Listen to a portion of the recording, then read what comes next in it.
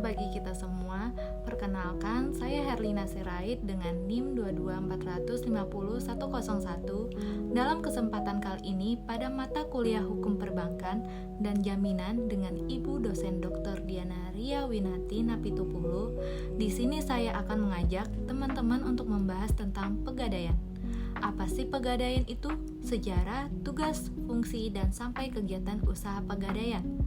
Mari kita bahas. Pertama, kita harus mengenali apa sih pegadaian itu.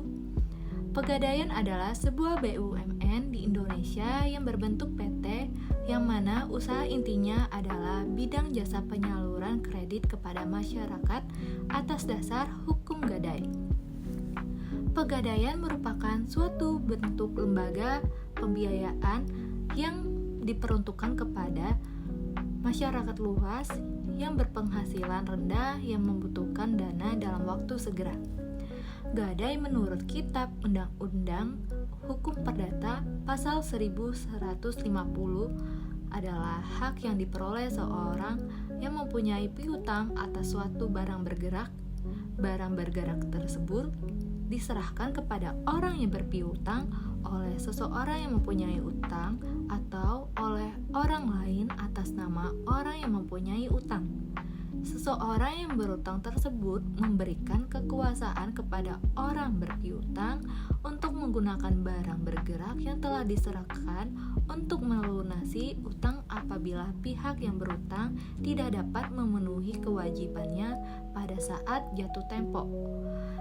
Jadi, usaha gadai adalah kegiatan yang menjaminkan barang-barang berharga kepada pihak tertentu guna memperoleh sejumlah uang dan barang yang dijaminkan akan ditebus kembali sesuai dengan perjanjian antara nasabah dengan lembaga gadai. Selanjutnya, saya akan membahas ke dalam sejarah dan perkembangan pegadaian. Pegadaian atau pansol merupakan lembaga pekreditan dengan sistem gadai.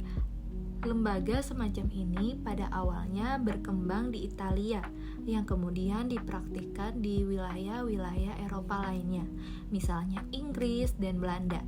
Sistem gadai tersebut memasuki Indonesia dibawa dan dikembangkan oleh orang Belanda VOC, yaitu sekitar abad ke-19.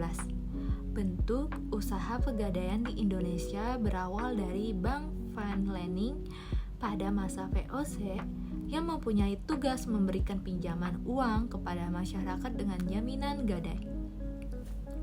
Sejak itu, bentuk usaha pegadaian telah mengalami beberapa kali perubahan sejalan dengan perubahan peraturan-peraturan. Pada mulanya, usaha pegadaian di Indonesia dilaksanakan oleh pihak swasta. Kemudian pada awal abad ke-20 oleh Gubernur Jenderal Hindia Belanda melalui Stadsblad tahun 1901 nomor 131 tertanggal 12 Maret 1901 didirikan Rumah Gadai Pemerintahan Hindia Belanda di Sukabumi, Jawa Barat. Dengan dikeluarkannya peraturan tersebut, maka pelaksanaan gadai dilakukan oleh pemerintahan Hindia Belanda sebagaimana diatur dalam Stadsblad tahun 1901 nomor 131. Selanjutnya, dengan adanya Stadsblad 1930 nomor 266, rumah gadai tersebut mendapatkan status dinas pegadaian sebagai perusahaan negara dalam arti undang-undang perusahaan Hindia Belanda.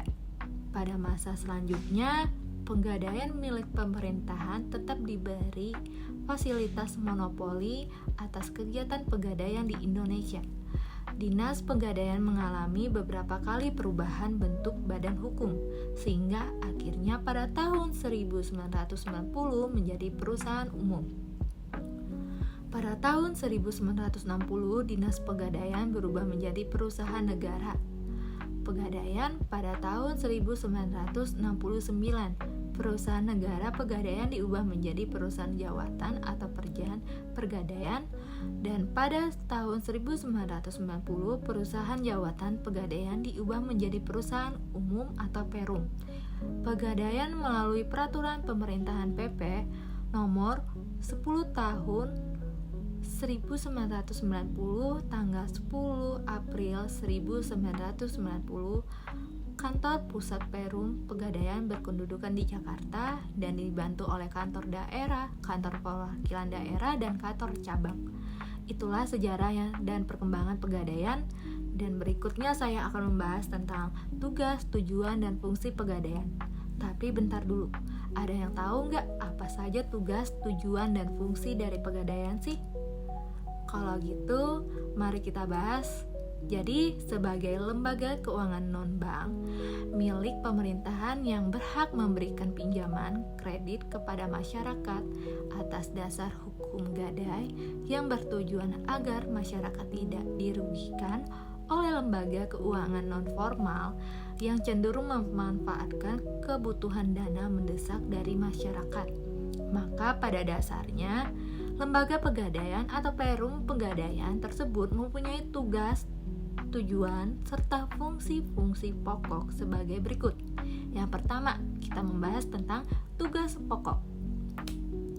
Tugas pokok pegadaian yaitu menyalurkan uang pinjaman atas dasar hukum gadai dan usaha-usaha lain yang berhubungan dengan tujuan pegadaian atas dasar materi. 2. Tujuan utama. Sifat usaha pegadaian pada prinsipnya menyediakan pelayanan bagi kemanfaatan umum sekaligus memupuk keuntungan berdasarkan prinsip pengelola. Oleh karena itu, pegadaian pada dasarnya mempunyai tujuan utama sebagai berikut. Yang pertama, turut melaksanakan program pemerintahan di bidang ekonomi dan pembangunan nasional pada umumnya melalui penyaluran uang pinjaman. Kedua, mencegah praktek pegadaian gelap dan pinjaman tidak wajar. Yang ketiga, kita akan membahas fungsi pokok. Fungsi pokok pegadaian adalah sebagai berikut. Yang pertama, ada pengelolaan penyaluran uang pinjaman atas dasar hukum gadai dengan cara mudah, cepat, aman, dan hemat. Yang kedua, menciptakan dan mengembangkan usaha-usaha lain yang menguntungkan bagi pegadaian maupun masyarakat. Selanjutnya saya akan membahas apa saja sih produk yang ditawarkan pegadaian. Pegadaian merupakan satu-satunya lembaga keuangan di Indonesia yang memberikan jasa kredit kepada masyarakat atas dasar hukum gadai.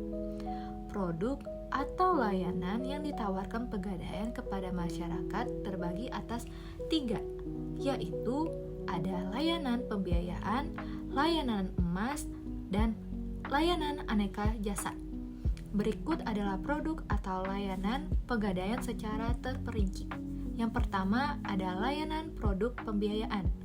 Pembiayaan berbasis konvensional. Yang pertama ada kredit cepat aman, adalah kredit dengan sistem gadai yang diberikan kepada semua golongan nasabah, baik untuk kebutuhan konsumtif maupun kebutuhan produktif. Kredit cepat aman merupakan solusi terpercaya untuk mendapatkan pinjaman secara mudah, cepat, dan aman.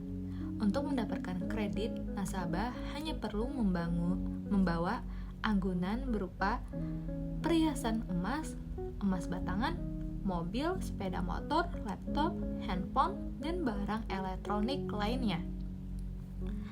Yang kedua ada kredit atau pinjaman angsuran bulanan yang diberikan kepada usaha mikro, kecil, dan menengah atau UMKM untuk pengembangan usaha dengan sistem gadai. Krasida merupakan solusi terpercaya untuk mendapatkan fasilitas kredit yang cepat, mudah, dan murah. Yang ketiga ada kreaksi. Adalah kredit yang dengan angsuran bulanan yang diberikan kepada usaha kecil dan menengah atau UKM untuk pengembangan usaha dengan sistem fidusial. Sistem fidusial berarti anggunan untuk pinjaman cukup dengan BPKB sehingga kendaraan masih bisa digunakan untuk usaha. Kreasi merupakan solusi terpercaya untuk mendapatkan fasilitas kredit yang cepat, mudah, dan murah. Yang keempat ada kredit atau pinjaman, angsuran bulanan dengan sistem fidusial yang diperuntukkan bagi pegawai atau karyawan suatu instansi yang telah memiliki penghasilan tetap, yaitu KAGUM, dapat diperoleh di perusahaan atau instansi yang telah menjalin kerjasama dengan Pegadaian KAGUM, dapat digunakan untuk pendanaan usaha maupun non-usaha seperti pembiayaan berbagai kegunaan seperti membangun dan merenovasi rumah. Kedua, membiayai sekolah, biaya pengobatan, pernikahan, dan lain-lainnya. Kedua, ada layanan produk emas. Yang pertama, Mulia adalah layanan penjualan emas batangan kepada masyarakat secara tunai atau angsuran dengan proses mudah dengan jangka waktu yang fleksibel. Mulia dapat menjadi alternatif pilihan investasi yang aman untuk mewujudkan kebutuhan masa depan, seperti menunaikan ibadah haji, mempersiapkan biaya pendidikan anak, memiliki rumah idaman, serta kendaraan pribadi. Yang kedua, ada tabungan emas adalah layanan pembelian dan penjualan emas dengan fasilitas titipan dengan harga yang terjangkau. Layanan ini memberikan kemudahan kepada masyarakat untuk berinvestasi emas. Yang ketiga ada layanan aneka jasa, yaitu pertama ada jasa taksiran. Jasa taksiran adalah suatu layanan kepada masyarakat yang peduli akan harga atau nilai harta benda miliknya dengan biaya relatif ringan. Masyarakat dapat mengetahui dengan pasti tentang nilai atau kualitas suatu barang miliknya setelah lebih dulu diperiksa dan ditaksirkan oleh juru taksir berpengalaman. Kepastian nilai atau kualitas suatu barang, misalnya kualitas emas atau batu permata, dapat memberikan rasa aman dan rasa lebih pasti bahwa barang tersebut benar-benar mempunyai nilai investasi yang tinggi. Kedua, dalam dunia perbankan, layanan ini dikenal sebagai safe deposit box. Harta dan surat berharga perlu dijaga keamanannya agar tidak sampai hilang, rusak, atau disalahgunakan oleh orang lain. Tetapi ternyata tidak selamanya barang dan surat berharga itu aman di tangan sendiri. Jika mendapatkan kesulitan mengamankannya di rumah sendiri karena akan dinas keluar kota atau luar negeri, seperti menunaikan ibadah haji, berlibur, sekolah di luar negeri, dan lain-lainnya, jangka waktu penitipan 2 minggu sampai dengan 1 tahun dapat diperpanjang. Berikutnya kita akan membahas tentang kegiatan usaha penggadaian. Kegiatan usaha perum penggadaian pada umumnya meliputi 2 hal, yaitu penghimpunan dana dan penggunaan dana. Yang pertama ada penghimpunan dana. Dana yang diperlukan di perum penggadaian untuk melakukan kegiatan usahanya berasal dari yang pertama ada pinjaman jangka pendek dari perbankan. Dana jangka pendek sebagian besar adalah dalam bentuk pinjaman jangka pendek dari perbankan, sekitar 80% dari total dana jangka pendek yang dihimpun. Yang kedua, ada pinjaman jangka pendek dari pihak lain. Pinjaman dana jangka pendek dari pihak lain biasanya diperoleh dari hutang kepada rekanan, hutang kepada nasabah, hutang pajak, dan lain-lain. Yang ketiga, ada penerbitan obligasi.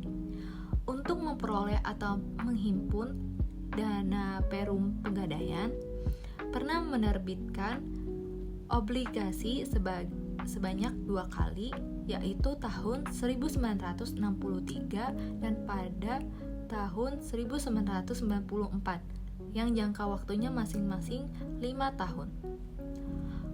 Keempat, ada modal sendiri. Modal sendiri yang dimiliki oleh Perum Pegadaian terdiri dari yang pertama modal awal, yaitu kekayaan negeri di luar APBN. Kedua, penyertaan modal pemerintah. Ketiga, laba ditahan. Laba ditahan ini merupakan akumulasi laba sejak perusahaan Perum Pegadaian itu berdiri. Selanjutnya ada penggunaan dana. Dana yang berhasil dihimpun akan digunakan untuk mendanai kegiatan usaha Perum Pegadaian. Dana tersebut antara lain digunakan untuk hal-hal berikut. Yang pertama, ada uang kas dan dana likuid lain. Yang kedua, pendanaan kegiatan operasional. Yang ketiga, ada pembelian dan penggadaian berbagai macam bentuk aktiva tentang inventaris. Yang keempat, ada penyaluran dana. Dan kelima, ada investasi lain. Sekian, itu adalah materi dari pembahasan penggadaian.